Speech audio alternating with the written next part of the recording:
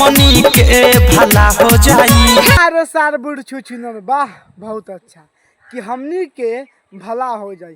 क्या बात करता ए भैया भौजी से कहब नु तो भौजी ऐसे ना सटी भौजी के लहंगा उठावा आ झाड़ छिल दे भौजी खुश हो जाई। तका हाल बा आज हम फिर से बात कर ले बानी अवधेश प्रेमी एंड अंतरश्री प्रियंका भाई। आज का वीडियो बहुते गाँव फार बा ऐसे कहल चाहते हैं कि वीडियो को पूरा देखा बहुत मजा आई।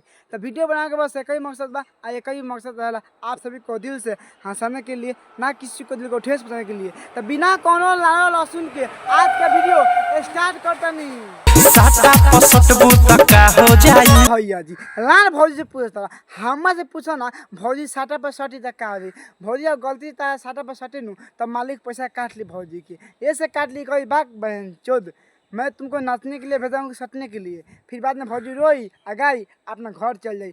ऐसे बनी अच्छा भाई भौजी नू ठीक बा अलगे रह के नाचत दिया ज्यादा बोलबा सार पटा के पेल दी भौजी मुँहते लगबो। अरे हमारे पर झुका दे का कहता कि हमरे पर झुकबे आ तो बहिन चोदो पहले मरवा के मन तोरे बा हम भैया कहते कि भैया गलत बा ना भैया गलत नहीं खे भौजी गलत गए ई खुद कहते कि हमरे पर झुकबे। अरे भौजी कह हमें झुकबे तो पटा के हगा देम लेकिन हमें पर ना झुक रात भर रुकबे कि वाह रे तहार बहिन चोदो वाह बहुत अच्छा कि रात भर रुकबे। सुन तारा भाई लोग पहले कहले कि भौजी कि तू हमरे पर झुकबे अब कहतिया कि रात भर रुकबे। ए भौजी तू बहुत गलत करता है भैया के रोक के कसम से कहती भैया के मुँह नू 5 सेकंड में बदल दिला गलती से बदल गल नू लहंगा उठा के पेल दिलक मुँहते लग चोली में हुकबे रे भाग भौजी भौसी वाली भाग बहन चोद। सुन तारा भाई लोग कि चोली में हमरा हुकबे हाँ बहन चोत कंगा ए भौजी के बात सुनला के बाद में हमें तो लगता है भौजी बुढ़ छुछुनरी भी है यार कैसन बात करती है कि हमारा चोली में हुकबे तार बहन चोद भौजी इतना पटा के पेलम कि हकबू कम आ मुतबू ज्यादा तार बहन चोद भाग भौंसरी वाली बाहर तारा बहनी के गाड़ी में गधा के लंड पेलो वाह बहुत अच्छा कि कमर छुए देनी मुँह जोरी में। अब सुना भाई लोग तोनी के पता बा भौजी खुद कहतिया कि हम कमर छुए दिले बानी मुँह जोरी में तार बहिन चोद भौजी एक बात याद रखिए गलती से भैया कमर छू दिल बनू तब पका कहती तब पटा के पेली काहे कि भैया के दिमाग नू 5 सेकंड में खराब हो जाला। बाद तारा बहनी के गाड़ी में बिस्कोपरा पेलो वाह बहुत अच्छा कि कमर छुए देनी मुँह जोरी में तो अब काते ढोरी में ढुकबे रे।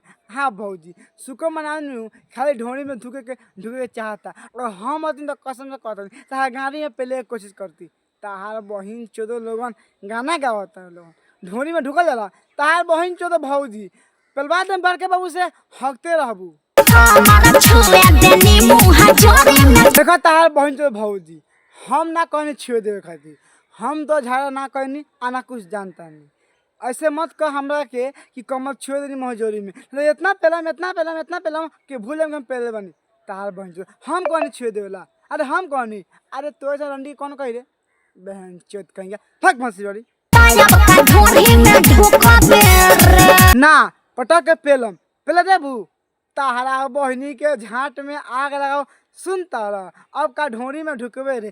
अरे बहन चोद तो ढोरी में कौन ढुकी रे अरे तो ढोरी में ढुकबे कौन करी के ढुके के शौक बा हमें तो नहीं खे तार बहन चोद जा मोबाइले गिर कर इतना पिलाई करती ना तार बहन चोद कि हगे लगतू। अच्छा तोहरे ला आइल बानी अरे सार बुढ़ छुछू न काते कहत तारा मैंने तू ये चाहता है कि भौजी चप्पल से मार के तारा मुँह फोड़ दो। मैं सुनता रहा भाई लोग खुद भैया कहता कि तोरे खातिर आल बने। अच्छा भैया तो भौजी का मतलब भौजी खातिर काहे आल बना अच्छा आगे बोल झाड़ छिल के नहीं खे आल सारे बुढ़ू छू न तोरे खातिर आल बनी दाढ़ी बनवा के। अरे बहन चोद भौजी कहलक बनवा के खातिर अरे भौजी के तो खाली भौजी के लंड चाहिए वो मोट होकर चाहे पातर होके भौजी के चेहरा से दाढ़ी से कुछ नहीं खेले होते के। तो बस भाई आज के वीडियो यही पर वीडियो अच्छा लगे तो लाइक शेयर कमेंट और चैनल सब्सक्राइब करके बता दें कि भाई कितना सपोर्ट कर ले। तो भाई ये वीडियो बनाने का एक ही मकसद था और एक ही मकसद रहता है आप सभी को दिल से हंसाने के लिए। तो वीडियो को दिल दिमाग में मत लिया, बस भूल जा। जय हिंद, जय भारत।